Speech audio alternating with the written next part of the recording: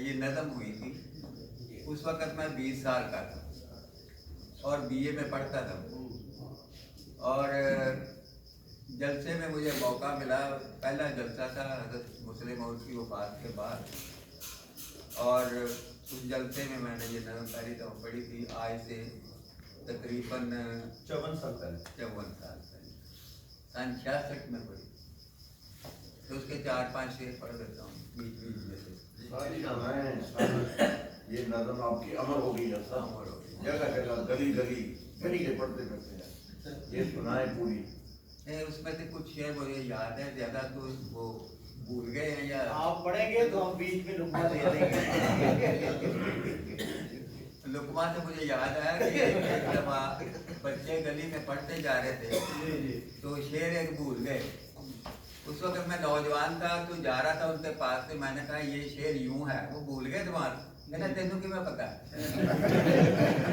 मैंने कहा जी मैंने ये मिसबाह में पढ़ा है। अगर मैंने कहा मैंने कहा है तो उन्होंने कहा जा कितों आ गया।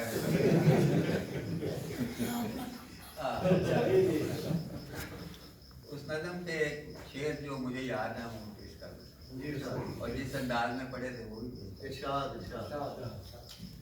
ऐ फजले उमर तेरे औसाफ़े करीमाना, ऐ फजले उमर तेरे औसाफ़े करीमाना, बतला ही नहीं सकता मेरा फिक्रे सुखनदाना, बतला ही नहीं सकता मेरा फिक्रे सुखनदाना।